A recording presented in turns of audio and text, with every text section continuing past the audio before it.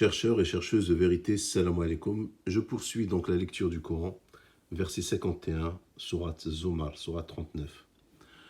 A'udhu billahi minash shaitanir rajim, bismillahir rahmanir rahim. Ils furent donc atteints par les mauvaises conséquences de leur acquis.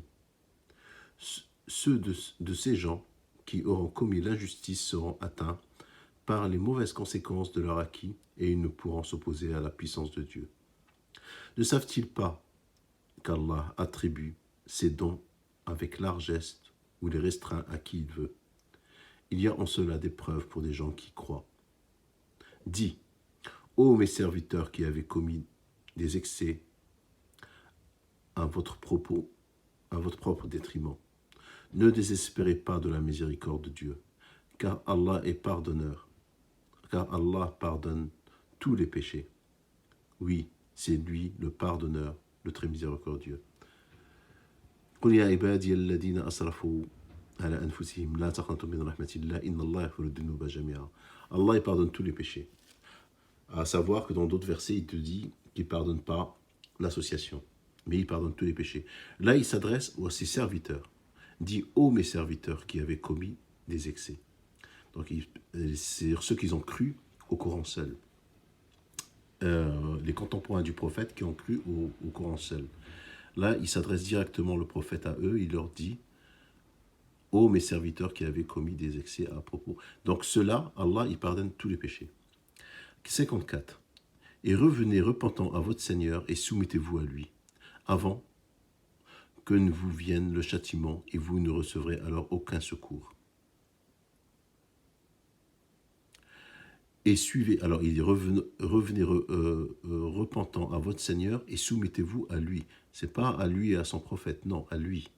C'est-à-dire, Ati'ullah wa Ati'ur Rasoul, obéissez à Allah ou obéissez au prophète, c'est-à-dire tu obéis à Allah.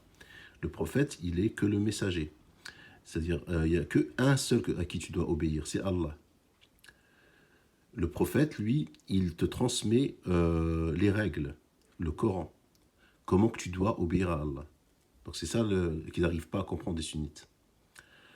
Verset 55. De toute façon, ils ont le cœur scellé, ils ne peuvent pas comprendre. Verset 55. Et suivez la meilleure révélation qui vous est descendue de la part de votre Seigneur. Donc, donc ce qui est descendu de la part de votre Seigneur. C'est-à-dire, tu suis que ce qui t'est descendu de la part de ton Seigneur, rien d'autre. Tu ne suis pas des hadiths. Et suivez la meilleure révélation qui vous est descendue de la part de votre Seigneur. Donc Dieu t'invite à suivre la révélation, c'est-à-dire le Coran. Il ne te dit pas de suivre les hadiths, il te dit de suivre le Coran. Avant que le châtiment ne vous vienne soudain, sans que vous ne le pressentiez. Avant qu'une âme ne dise « malheur à moi pour mes manquements envers Dieu ».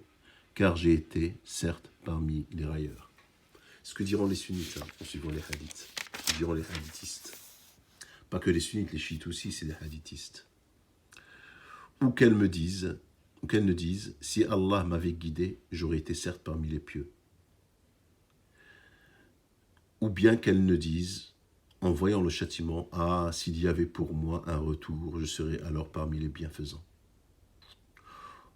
Oh, que si mes versets te sont venus et tu les as traités de mensonges. Bala.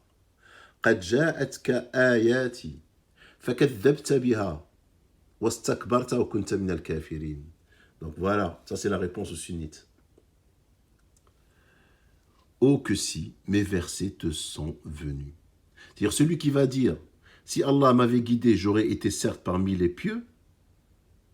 Allah lui donne la réponse dans la 59. Oh que si mes versets te sont venus. C'est-à-dire le sunnite aujourd'hui, le Coran, il l'a, le Coran. Il lit le Coran. Il le fait salat tarawih. Il écoute les paroles du Coran. Mais il les traite de mensonges. Parce qu'il suit les hadiths qui sont les hadiths à 90% qui vont à l'encontre des versets de Dieu, qui vont dire le contraire des versets de Dieu.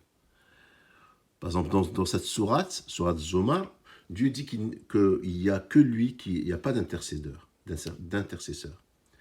que le prophète n'est pas le garant des musulmans. Et eux, dans le hadith, ils disent que le prophète est le garant et que celui est l'intercesseur. Donc ils traitent le Coran de mensonge. Oh que si mes versets te sont venus et tu les as traités de mensonges.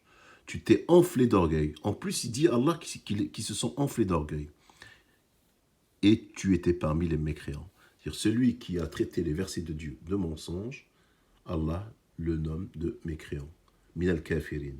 C'est-à-dire que le sunnite, si on se réfère au verset 59, le sunnite est un kafir. Et au jour de la résurrection, tu verras les visages de ceux qui montaient sur Allah assombris. N'est-ce pas dans l'enfer qu'il y aura une demeure pour les orgueilleux? Et Allah sauvera ceux qui ont été pieux et leur faisait gagner leur place, en leur faisant gagner leur place au paradis. Nul mal ne les touchera et ils ne seront point infligés. Allah est le créateur de toutes choses et de toutes choses il est garant. Donc Allah, il est de toutes choses garant. Il n'y a pas d'autre garant que Allah. Garant. Il est de toutes choses garant. C'est-à-dire, il n'a pas besoin de Mohammed pour qu'il soit garant des musulmans. Et je vous dis salam alaikum.